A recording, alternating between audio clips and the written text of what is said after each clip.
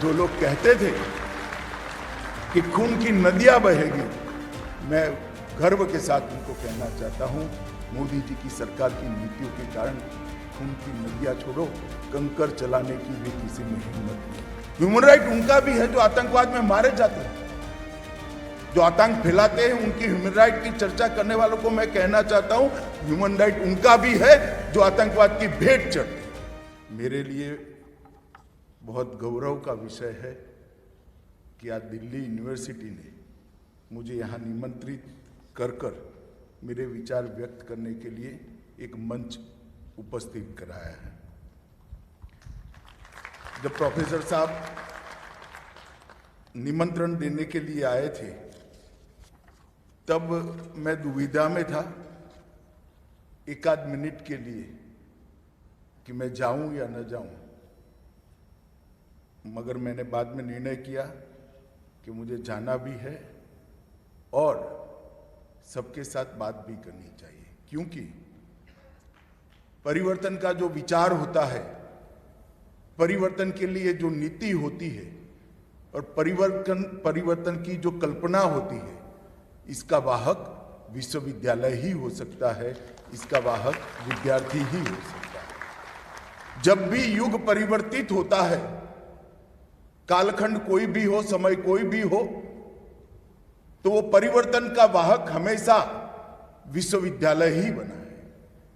हमारे देश के अंदर कई सारे ऐसे उदाहरण हैं कि ढेर सारे अलग अलग प्रकार के वैचारिक आंदोलन के, सामाजिक आंदोलन के, स्वतंत्रता के आंदोलन के और अब विचार के परिवर्तन के आंदोलन के भी वाहक विश्वविद्यालय ही बन सकते हैं। इसीलिए मैं आज यहाँ पर आकर आपके साथ बात कर रहा हूँ। मित्रों, किसी भी संस्था का 100 साल होना, 100 साल तक संस्था दिन प्रतिदिन गौरव में बढ़ोतरी करने के साथ चलना और 100 साल के बाद भी अपनी रिलेवेंसी को बनाए रखना, ये अपने आप में बहुत बड़ी उपलब्धि होती है। और विशेषकर जब संस्था यूनिवर्सिटी हो तब तो बहुत कठिनाई के साथ इस मकाम पर पहुंचा जा सकता है।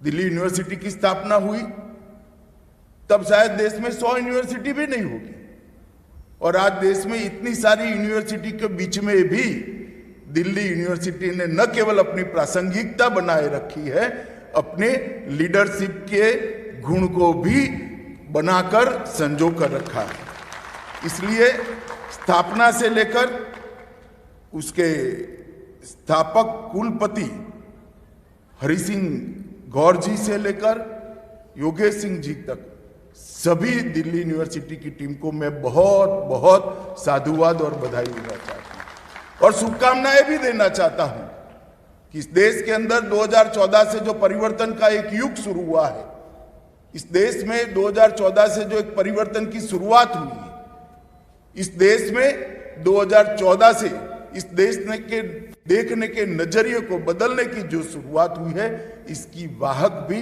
ये दिल्ली यूनिवर्सिटी बने, इसके लिए भी मैं इन लोगों को बहुत बहुत शुभकामनाएं देता हूं। 1922 में अंग्रेजों ने राजधानी बदलकर दिल्ली यूनिवर्सिटी की स्थापना की। यहाँ पर ढेर सारे ऐतिहासिक प्रसंगों का ये दिल्ली यूनिवर्सिटी साक्षी रहा है। श्री हरि सिंह गौर जी पहली हमारी संविधान सभा के सदस्य रहे, CD देशमुख और VKRV राव भारत के मंत्री भी बने। यहाँ पर लाला हरदयाल भी पढ़े। लाला हरदयाल ने गदर पार्टी की स्थापना की, देश की आज़ादी में एक विचार को युवाओं में एक प्राण फूंकने का काम किया। बटुकेश्वर दत्त और भगत सिंह को भी यही कुछ समय के लिए अस्थायी रूप से रखा गया। गांधी इरविन पैक्ट भी यही यूनिवर्सिटी के कैंपस में हुआ। चंद्रशेखर आजाद भी यही यूनिवर्सिटी में रहे और 75 में जो देश के लोकतंत्र के बचाने का जो आंदोलन हुआ, उसमें भी दिल्ली यूनिवर्सिटी का बहुत बड़ा योगदान रहा। अनेक प्रकार के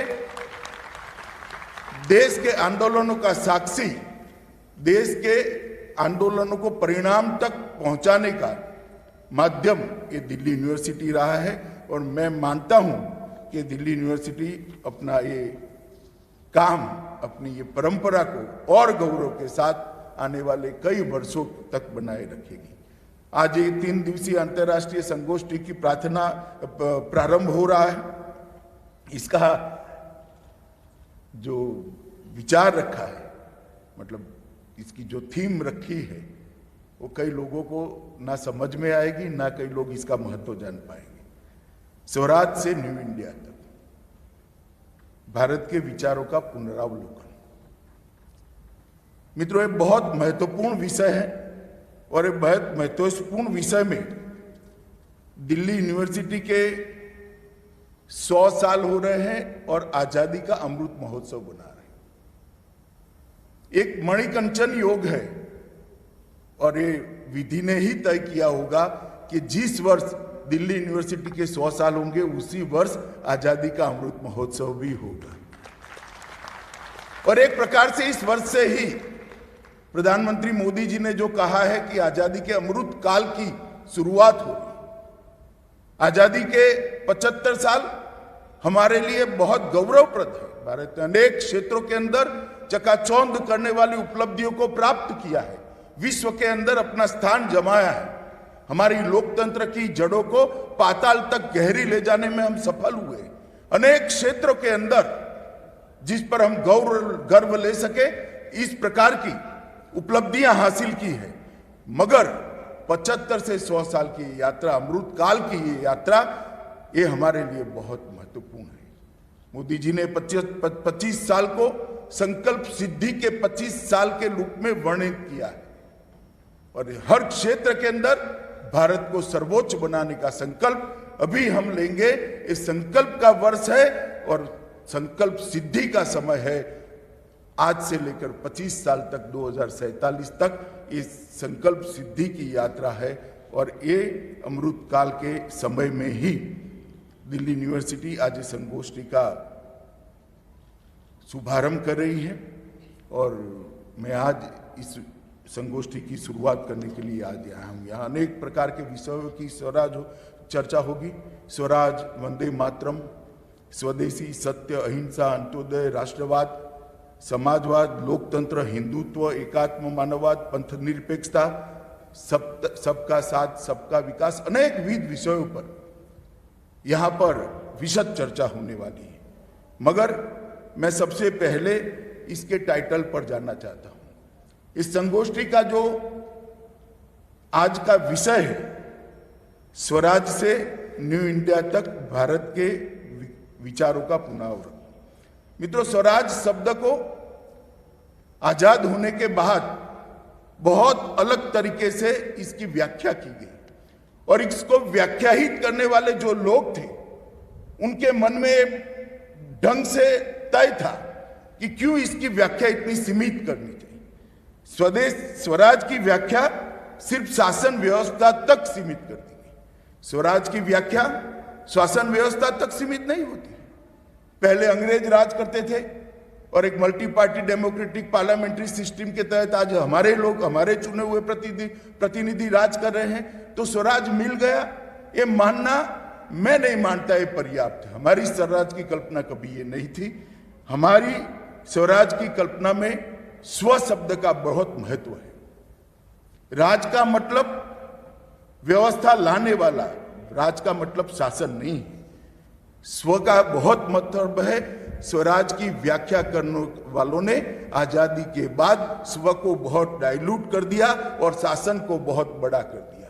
इसी के कारण आज 75 साल के बाद हम पीछे मुड़कर देखते हैं तो हमें लगता है कि हमें फिर से एक बार इस पर पुनः विचार करने की जरूरत। स्वराज की व्याख्या में ही स्वदेशी अपने आप आता है। स्वराज की व्याख्या में ही स्वभाषा अपने आप आता है। स्वराज की व्याख्या में भी स्वधर्म अपने आप आता है। स्वराज की व्याख्या में ही हमारी संस्कृति अपने आप आता है और स्वराज की व्याख्या में ही देश का सर्वोच्च विचार सबसे पहले वो अपने आप आता है। ये सारे व्याख्याओं को सीमित कर स्वराज की व्याख्या को शासन व्यवस्था तक सीमित करने का काम कुछ लोगों ने किया और हम उस रास्ते पर चल पड़े। और स्वराज की संपूर्ण कल्पना यही स्वराज की संपूर्ण कल्पना ही न्यू इंडिया का विचार है, नव भारत का विचार है। और इस विचार के आधार पर आज जो थीम रखी गई है, स्वराज से नव भारत तक, इसका मतलब ही है स्वराज का संपूर्ण अर्थ चरितार्थ करना और साच अर्थ में स्वराज का संपूर्ण अर्थ के तत्वाधान में राष्ट्र की उन्नति करना। इस दिशा में देश को ले जाने का आज संगोष्ठी है। मैं मानता हूं कि एक समृद्ध, सशक्त, संस्कृत, शिक्षित, सुरक्षित और सामर्थ्यवान भारत की रचना का तभी विचार हो सकता है जब स्वराज के सारे अर्थ हम समाहित करें और उसको प्राप्त करने के उद्देश्य के साथ एक रास्ते पर चल पड़े। भारत की जो कल्पना करते हैं, मैं कई लोगों को सुना, मैं किसी के साथ कभी मतभेद नहीं करता, मगर मैं अपने विचारों को दृढ़ता के साथ रखता भी हूं और मैं मानता हूं कि ये मेरा अधिकार है। मैं किसी के साथ कभी डिस्प्यूट नहीं करता। कुछ लोग आइडिया ऑफ इंडिया की बात करते हैं, मुझे कई बार लगता है कि उनको भारत के विचार की चर्चा करने से पहले भारत का अर्थ भी मालूम है क्या। आइडिया ऑफ इंडिया की जो लोग बात करते हैं वो जैसे ऐसी फिलसॉफी लेकर आते हैं कि जो बहुत नया विचार है, बहुत प्रासंगिक विचार है और हम विश्व को कुछ बड़ा दे देंगे। मैं आज बहुत स्पष्टता के साथ यहाँ विद्यार्थी बैठे हैं, उनको कहना चाहता हूँ, यहाँ मंच पर पॉलिटिकल साइंस के प्रोफेसर भी बैठे हैं। भारत को अगर हम जियो पॉलिटिकल कंट्री के रूप में देखेंगे तो हम कभी भी भारत को समझ नहीं पाएंगे। भारत कोई संधि से बना हुआ राष्ट्र नहीं है, भारत कोई रेजोल्यूशन से बना हुआ राष्ट्र नहीं है, भारत कोई युद्ध के परिणाम से निर्मित हुआ राज्य नहीं है। भारत एक जियो कल्चर कंट्री है, भू सांस्कृतिक देश है और जब तक इस बात को हम नहीं समझेंगे हम भारत की कल्पना को समझेंगे। सदियों तक, हजारों सालों से हमारी चिर पुरातन एक सांस्कृतिक नदी का प्रवाह बह रहा है और इस सांस्कृतिक नदी के प्रवाह ने जिन जिन लोगों को अपनी आगोश में लिया वो भारत है। और भारत को आज इसी दृष्टि से समझ, मैंने तो मेरी पार्टी का अध्यक्ष था, पूरे देश का सभी जिलों का भ्रमण किया है। मैं मणिपुर में जाता था तो वहां भी कृष्ण मिलते थे, भारतनाट्यम देखता था तो वहां पर भी कृष्ण मिलते थे, द्वारिका जाता था तो हमारे गुजरात के रास गरबा में कृष्ण मिलते थे और वृंदावन जाता था तो भी कृष्ण मिलते थे। तो ये संस्कृति ही हमें जोड़ती है। गंगा भी देश के किसी भी कोने में चले जाओ आपको गंगा मिलेगी ही मिलेगी। ये बातें भारत को जोड़ती है, भारत को एक रखती है और ये विचार को जब तक हम नहीं अपनाएंगे नए भारत की कल्पना हम नहीं कर पाएंगे। हम विश्व में जो कुछ भी अच्छा है सब स्वीकारने के आदी रहे हैं। विश्व में जो कुछ भी अच्छा है उसको स्वीकार करना भारत का मूलभूत स्वभाव है। दुनिया विज्ञान में जो आगे बढ़ी, हम अगर पीछे हैं तो हम इसको स्वीकारते हैं। नई व्यवस्थाओं में आगे बढ़ी, अगर हम पीछे हैं तो इसको हम स्वीकारते हैं। परंतु इसका मतलब ये नहीं कि हमारा जो पुराना था, जो पूरी दुनिया का मार्गदर्शन करने वाला था, वो आज कालबाह्य हो गया है, वो प्रासंगिक नहीं रहा है। मैं स्पष्टता के साथ आज आपके सामने करना चाहता हूं, भारत ने कभी छोटा नहीं सोचा। विश्व बंधुत्व की बात आज हमें जो समझाते हैं, हजारों साल के पहले हमने वसुधैव कुटुंबकम को, पूरी वसुधा को एक कुटुंब मानकर आगे मानकर हम चलने वाले लोग हैं। हमने हमारे मंत्रों में अंतरिक्ष से लेकर अबोल पशु से लेकर वनस्पति तक की शांति के लिए प्रार्थना करी। ये जो पर्यावरण हमें समझाते, मैं उनको समझाना चाहता हूं। आइडिया ऑफ इंडिया आप अलग प्रकार से सोचिए। आइडिया ऑफ इंडिया सत्यमेव जयते से, आइडिया ऑफ इंडिया अहिंसा परमो धर्म से, आइडिया ऑफ इंडिया सर्वपंथ समभाव में रहा है। आइडिया ऑफ इंडिया वसुदेव कुटुंबकम में है।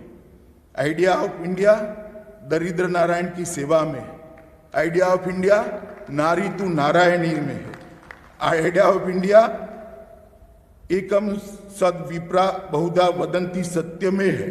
आइडिया ऑफ इंडिया वैष्णव जन में पड़ा है। अगर वैष्णव जन आप समझते हैं तो भारत को समझने में कोई दिक्कत नहीं लगेगी। मित्रों, ये 2014 से 2022 के तक की यात्रा जो नरेंद्र मोदी जी के नेतृत्व में हुई, वहां इस 8 साल के अंदर सामाजिक रूप से, शैक्षणिक रूप से, आर्थिक रूप से और संस्कृति को पुनः गौरवान्वित करने की दृष्टि से भारत के अंदर सभी प्रकार का बहुत काम हुआ है। और भारत के अंदर सम विकास की एक कल्पना को चरितार्थ करने का काम हुआ है। ढेर सारी उपलब्धियां हुई और वो उपलब्धियों के अंदर भारत के 80 करोड़ लोग एक विचारधारा के तहत देश चला। 80 करोड़ लोग अपने आप को देश की व्यवस्था का हिस्सा ही नहीं मानते थे। अंत्योदय की विचारधारा के आधार पर, एकात्म मानववाद की विचारधारा के आधार पर, गरीब कल्याण की विचारधारा के आधार पर जब भारत चलने लगा, आज देश के 80 करोड़ लोग अपने आप को भारत की व्यवस्था का हिस्सा मानने लगे हैं। उज्ज्वला योजना के तहत 9 करोड़ लोगों को एलपीजी कनेक्शन मिले, हर घर में शौचालय गया, हर व्यक्ति को घर मिला, हर घर में पीने के पानी की व्यवस्था हुई, हर गरीब के स्वास्थ्य की 5 लाख तक का खर्चा आज भारत सरकार उठा रही है। पीएम किसान के माध्यम से ढेर सारे किसानों को ऋण ही न लेना पड़े, इस प्रकार की व्यवस्था करी। हर घर में बैंक अकाउंट पहुंचाने का काम किया, बिचौलिए निकालकर हर एक को अपना फायदा डीबीटी के माध्यम से लगभग 19 लाख करोड़ रुपया डीबीटी के माध्यम से पहुंचा। और ये सब करते करते करते जब कोरोना आया तब पूरा विश्व भी आश्चर्यचकित रहकर आज हमारी व्यवस्था पर मीमांसा करने के लिए बाध्य हो गया है, हमारी व्यवस्था पर चर्चा करने के लिए बाध्य हो गया है कि भारत जैसे देश में 190 करोड़ टीके लग गए और कहीं पर कोई अव्यवस्था नहीं। 45 सेकंड के बाद टीका लगाने वाले के पास इसका सर्टिफिकेट मिल जाता है। दुनिया के विकसित देश भी ये व्यवस्था नहीं कर पाए हैं और इसी का कारण है कि कोरोना के बाद भी आज हम दुनिया की स्पर्धा में सबसे आगे दिखाई पड़ते हैं। हमारी स्वास्थ्य सेवाओं को भी हमने सुधारा, सप्लाइड साइड को भी सुधारा और गरीब से गरीब व्यक्ति को 2 साल तक इसके घर में प्रति व्यक्ति प्रति माह 5 किलो खाने का अनाज पहुंचाकर कोरोना के समय में संवेदना के साथ इसकी जिंदा रहने की व्यवस्था की, इसके घर के चूल्हे को जलाने की व्यवस्था करी। और ये जो विचार है वो विचार ही आइडिया ऑफ इंडिया है। आर्थिक क्षेत्र के अंदर भी 21-22 में लगभग सभी बड़े देशों में सबसे ज्यादा अनुमानित वृद्धि हमारी 8.9% है। 2022 में 400 अरब डॉलर का एक्सपोर्ट हम पार कर चुके हैं। लगभग कृषि का निकास भी आजादी के बाद सबसे ज्यादा है। पीएलआई योजनाओं में 30 अरब डॉलर का इन्वेस्टमेंट और मैन्युफैक्चरिंग एक्टिविटी भारत में शुरू होने वाली है। राजस्व हमारा दोनों डायरेक्ट और इनडायरेक्ट टैक्स दोनों आजादी के बाद पीक पर है। जीएसटी 1.67 लाख करोड़ रुपया का आंकड़ा हमने हमारा ही रिकॉर्ड तोड़ा है। 11 से ज्यादा इंडस्ट्रियल कॉरिडोर बनाए हैं। विद्युत ट्रांसमिशन में भी हमने कई सारे रिकॉर्ड बनाए हैं। और एक प्रकार से सामाजिक दृष्टि से और आर्थिक दृष्टि से, दोनों दृष्टि से भारत को संपन्न बनाने का, भारत को समविकास के माध्यम से समृद्ध बनाने का एक प्रयास, सफल प्रयास ये 8 साल में हुआ है, जो हमारे अमृत महोत्सव के माध्यम से, अमृत काल के माध्यम से सदी होते होते सर्वोच्च शिखर पर पहुंचाने तक जाने वाला है। ये जो कल्पना है कि विकास समाज के एक वर्ग के लिए नहीं है, विकास सर्वस्पर्शीय सर्वसमावेशक होगा। विकास की अवधारणा समभाव के साथ होनी चाहिए। ये जिन्होंने भी एकात्म मानववाद और अंत्योदय का चिंतन पढ़ा होगा उसको मालूम होगा कि विकास को किस प्रकार से समभाव के साथ किया जा सकता है। और 8 साल के अंदर हमने इसको नीचे तक उतारने का काम किया है। जब नव भारत की हम बात करते हैं तो नव भारत किस रास्ते पर महासत्ता बनेगा, नव भारत किस रास्ते पर सामर्थ्यवान देशों की सूची में सबसे ऊपर होगा, वो रास्ता मोदी जी ने तय कर दिया है। और वो रास्ते में 8 साल की हमारी यात्रा समाप्त भी होगी। सुरक्षित भारत का जहां तक सवाल है, मैं हमेशा कहता हूं कि प्रधानमंत्री नरेंद्र मोदी प्रधानमंत्री बनने के पहले भारत की कोई रक्षा नीति ही नहीं थी। हम विदेश नीति को ही रक्षा नीति मानते थे। अगर रक्षा नीति थी भी तो भी विदेश नीति की परछाई में वो दब कर रह गई थी। इस देश पर सालों से हमारे पड़ोसी देशों के द्वारा प्रचंड रूप से हमले होते थे, आतंकवादी भेजे जाते थे। उरी और पुलवामा में ये 8 साल में भी ये प्रयास हुआ। जब भारत ने सर्जिकल स्ट्राइक और एयर स्ट्राइक कर मुंह तोड़ जवाब घर में घुस कर दिया, तब समग्र विश्व के सामने भारत की रक्षा नीति क्या है स्पष्ट हो गया। हम विश्व भर के देशों के साथ अच्छे रिश्ते रखना चाहते हैं, हम सबको साथ में लेकर चलना चाहते हैं। हम शांति के चाहक भी है, शांति के पुजारी भी हैं। जहां मगर हमारी सेना और हमारी सीमा के साथ जो छेड़खानी करेगा उसको उसी की भाषा में जवाब देने के लिए हम दृढ़ निश्चयी। और पहली बार देश की आंतरिक सुरक्षा के अंदर, देश की बाह्य सुरक्षा के अंदर देश के किसी नेता ने एक निर्णायक भाषा के साथ विश्व को अपना परिचय कराया कि भारत के साथ कोई इस प्रकार से भारत की सीमाओं की अपमान नहीं कर सकता। और ये निर्णायक परिचय पूरे विश्व में भारत के परिचय में परिवर्तित हुआ है। जब भी रक्षा के क्षेत्र की बात होती थी तब 2 ही देशों की बात होती थी, अमेरिका और इजराइल, जो अपनी सीमाओं की सुरक्षा के लिए हमेशा सचेत और चौकन्ने रहते हैं। आज वो 2 देशों की सूची में तीसरा नाम जुड़ गया है। हमारे महान भारत का नाम जुड़ने का काम नरेंद्र मोदी जी ने किया। पूर्वोत्तर के अंदर ढेर सारे हथियारी ग्रुप थे। ये 8 साल के अंदर 9000 हथियारी ग्रुप के एक्टिविस्टों ने हथियार डालकर मुख्य धारा में आए। ढेर सारे समझौते हुए, कार्बी आंगलोंग का समझौता हुआ, बोडोलैंड का समझौता हुआ, ब्रू समझौता हुआ, NLFT का समझौता हुआ। और आज स्थिति ऐसी हुई है कि अब सफा हटाने के लिए आंदोलन करने पड़ते थे और भारत सरकार के लोग बचाव की मुद्रा में जवाब देते थे, नहीं भाई ये जरूरी है, देश की सुरक्षा के लिए जरूरी है। वो ही उत्तर पूर्व के अंदर, वो ही नॉर्थ ईस्ट के अंदर आज शांति प्रस्तापित होने के कारण हमने बहुत बड़े हिस्से से, उत्तर पूर्व के 75% हिस्से से अब सपा को हटाने का काम हो। अब सपा को आइडियोलॉजी के आधार पर, ह्यूमन राइट के आधार पर हटाने वाले लोगों को ये जवाब है। ह्यूमन राइट उनका भी है जो आतंकवाद में मारे जाते हैं, जो आतंक फैलाते हैं। उनकी ह्यूमन राइट की चर्चा करने वालों को मैं कहना चाहता हूं, ह्यूमन राइट उनका भी है जो आतंकवाद की भेंट चढ़ते हैं। और उनके ह्यूमन राइट की रक्षा करने का रास्ता कानून हटा देना नहीं है, स्थिति ही ऐसी निर्मित करना जहां कानून की जरूरत ही न पड़े। इस प्रकार की स्थिति नरेंद्र मोदी जी ने कर दिखाई है। धारा 370 और 35 से हटाना सालों से ओहो क्या हो जाएगा, कैसे होगा, कैसे कर सकते, क्या होगा। मोदी जी ने 5 अगस्त 2019 को चुटकी बजाते हुए इसको कर भी दिया। और जो लोग कहते थे कि खून की नदियां बहेगी, मैं गर्व के साथ उनको कहना चाहता हूं, मोदी जी की सरकार की नीतियों के कारण खून की नदियां छोड़ो, कंकर चलाने की भी किसी में हिम्मत नहीं। जब दृढ़ता के साथ निश्चित उद्देश्य मन में रखकर कोई शासन करता है तो परिवर्तन किस प्रकार से आता है, इसका उदाहरण।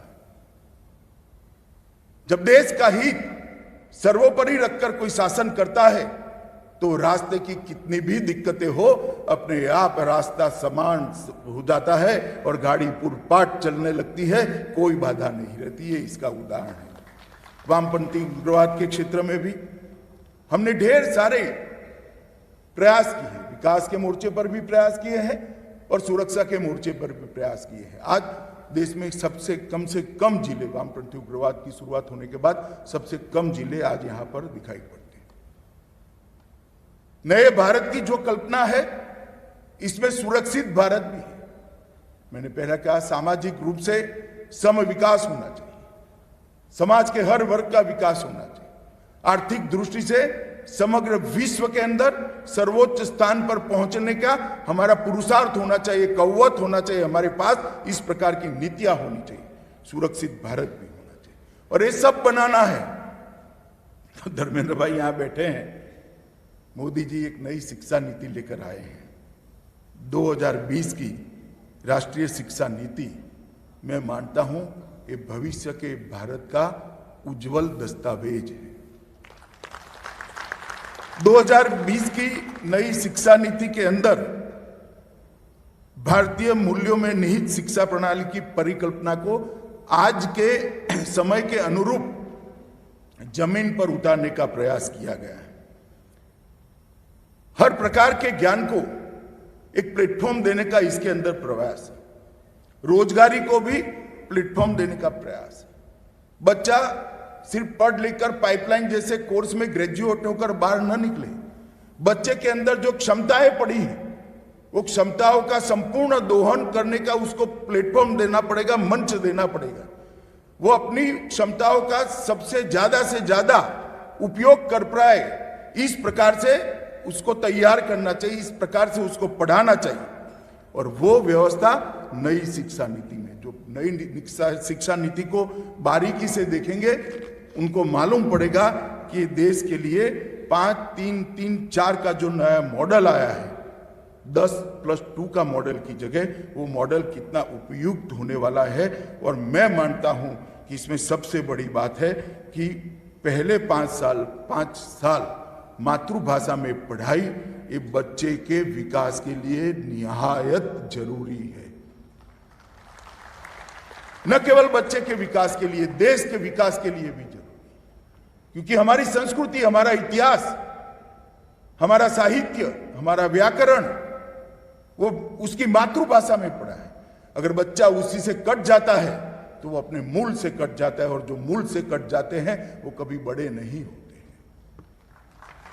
बड़े तो वो ही होते हैं जिनके मूल पाताल तक गहरे होते हैं, और वो तभी हो सकते हैं जब बच्चा अपनी देश की शिक्षा व्यवस्था में कोई भी दुनिया की भाषा, क्यों सिर्फ अंग्रेजी, फ्रेंच भी सीखिए, जर्मन भी सीखिए, चीन की भाषाओं का भी अभ्यास करिए, जापानीज भी सीखिए, कोई आपत्ति नहीं है। मगर मैं गुजराती न पढ़ूं, मैं हिंदी न पढ़ूं, तो मैं अपने आप को इस देश की मूल धारा के साथ जोड़कर नहीं रख पाऊंगा। और इसको मोदी जी ने थ्रस्ट दिया है। कक्षा 5 तक माध्यम ऑफ इंस्ट्रक्शन उसकी मातृभाषा होगी, 6 से 8 तक वोकेशनल ट्रेनिंग, कारपेंटरी, इसके अंदर अनेक प्रकार के गुणों को डेवलप करने की व्यवस्था की गई है। और 11वीं में पहले जो साइंस, कॉमर्स या कला में जाना था, 9वीं कक्षा से ही उसको अपनी स्ट्रीम तय करने का, और जो स्ट्रीम वो तय करता है उस पर ज्यादा थ्रस्ट देने का विकल्प दिया है। हमारी सरकार ने कई प्रकार का सोच विचार कर कई लोगों के सुझाव लेकर नई शिक्षा नीति को लागू करने का निर्णय किया है। और मित्रों, मैं विद्यार्थी परिषद का कार्यकर्ता रहा हूं। शायद ये पहली शिक्षा नीति मोदी जी के नेतृत्व में, धर्मेंद्र भाई भी बैठे यहाँ पर, आई है जिसका कोई विरोध ही नहीं कर पाया है, सबने इसका स्वागत किया। यही बताता है कि कितनी समावेशी है। नैतिक मूल्यों को बढ़ावा देना, नैतिक मूल्यों को आत्मसात करना, रिसर्च और प्रोफेशनल एक ऐसी फौज तैयार करना जो देश में R&D और प्रोफेशनलिज्म को बढ़ाएंगे, यही हमारी राष्ट्रीय शिक्षा नीति के उद्देश्य है। इस देश के युवाओं के लिए भी मोदी जी ने अपार संभावनाओं का एक मंच, अलग अलग मंच खड़े कर रखे हैं। मैंने जैसे कहा, नई शिक्षा नीति अनुसंधान और कौशल, रिसर्च और स्किल को बढ़ावा देगी। कैपेसिटी बिल्डिंग पर इस शिक्षा नीति में बहुत ध्यान दिया गया है, इस पर ज्यादा वजन दिया गया है। हायर एजुकेशन के अंदर ये 8 साल के अंदर लगभग 2014 से 39 नए हायर एजुकेशनल इंस्टीट्यूट बनाए गए। IITS, IIM, NIT, IIIT, IISER ढेर सारे शुरू किए गए हैं।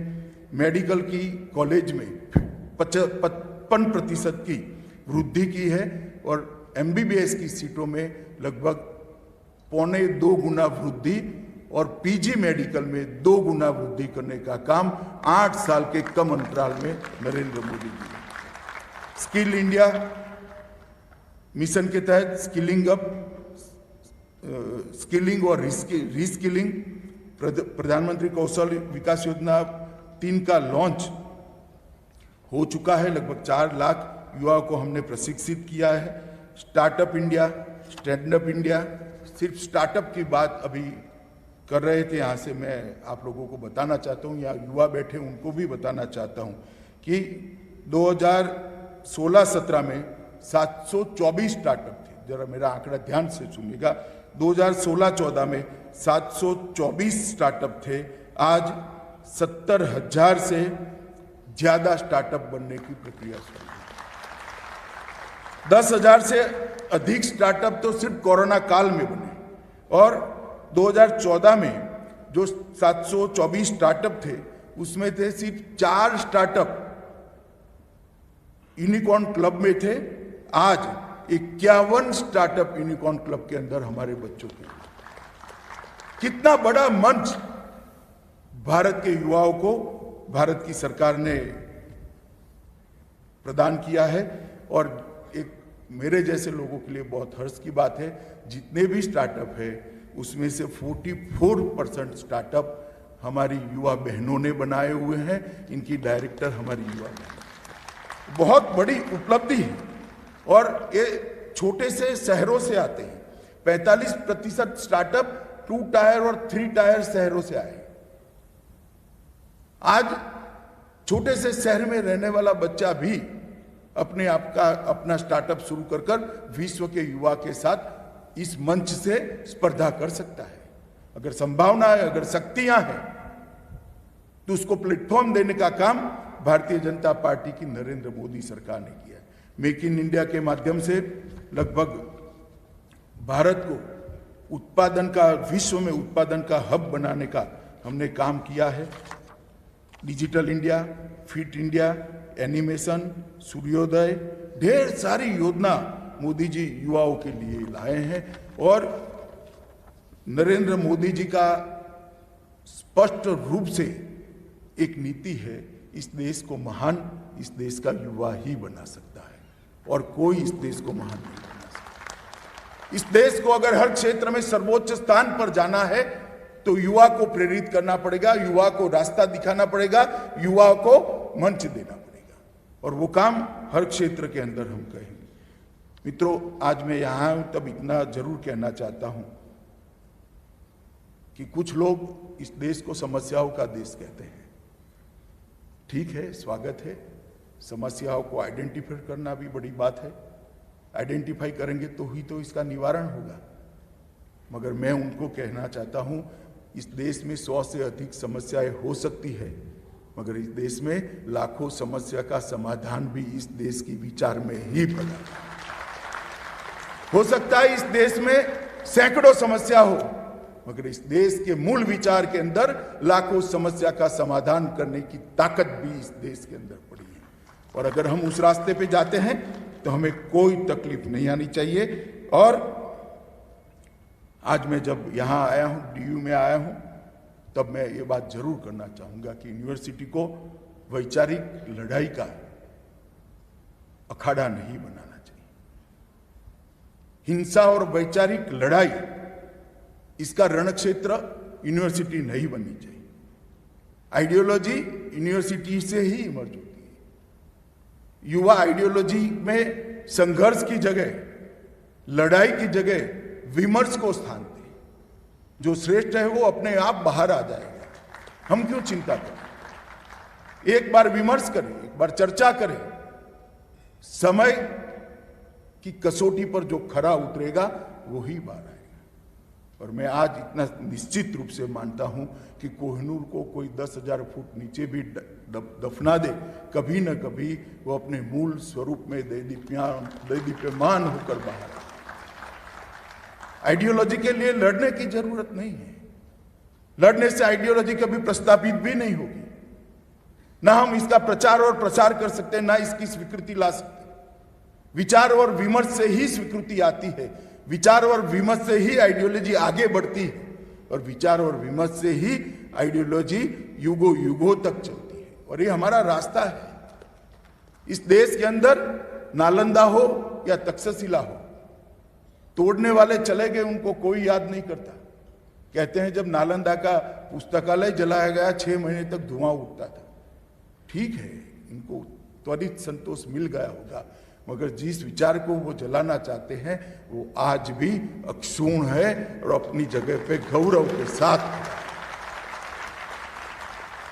इसलिए आइडियोलॉजी के लिए वैचारिक लड़ाई की जगह यूनिवर्सिटीज नहीं बननी चाहिए। विचार विमर्श की जगह यूनिवर्सिटी बननी चाहिए। अपने सिद्धांतों को लिए विचार विमर्श के आधार पर ही आगे बढ़ाना चाहिए, और देश के निर्माण के लिए भी अपनी आइडियोलॉजी को स्वीकृति दिलाकर उस रास्ते पर आगे बढ़ना चाहिए। अगर आइडियोलॉजी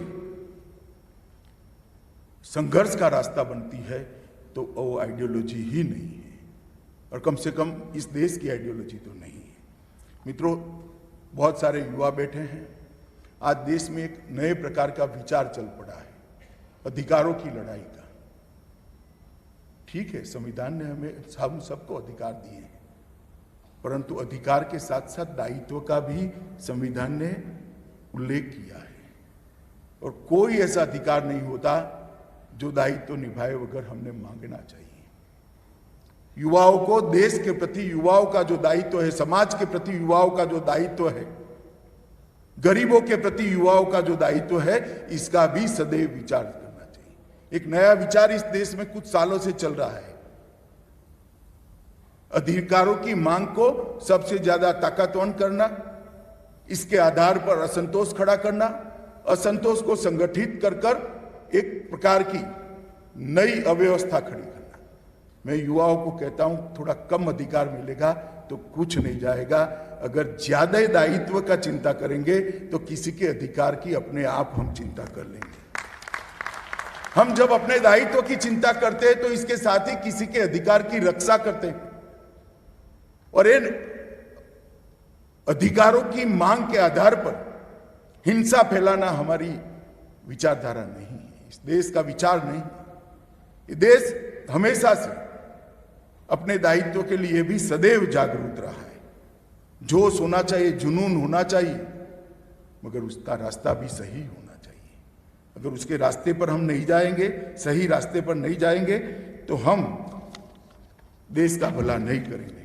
मित्रों, आज मैं यहाँ पर आया हूँ तब इस संगोष्ठी की शुरुआत हो रही है 3 दिन की, और स्वराज से नव भारत तक की कल्पना और ये विचार का पुनरावलोकन, मुझे लगता है इसके लिए बहुत सही समय है। बहुत समय हमने गंवाया है, अब ज्यादा समय गंवाने की जरूरत नहीं है। इस पर विचार विमर्श होना चाहिए। अनेक प्रकार के लोगों ने विचार का मंथन करना चाहिए, और मंथन से जो अमृत निकलेगा वो मुझे भरोसा है कि अमृत काल के अंदर वो अमृत भारत को सर्वोच्च बनाने के लिए जरूर काम आएगा। और हम सब शायद वो भाग्यशाली लोगों के में से है जो 1200 साल से इस देश के लोग देखना चाहते थे कि देश ऐसा हो, वो कल्पना पूरी नहीं हो पाती थी। हम सब शायद ऐसे भाग्यशाली लोग हैं, अपने जीवन काल में ही महान भारत को देखने के लिए हम भाग्यशाली होंगे। मैं फिर से युवाओं को इस संघर्ष का रास्ता छोड़कर अधिकारों की मांग के लिए संघर्ष का रास्ता छोड़कर दायित्व के रास्ते पर जाने के लिए अपील कर मेरी बात को समाप्त करता हूं। वंदे मातरम।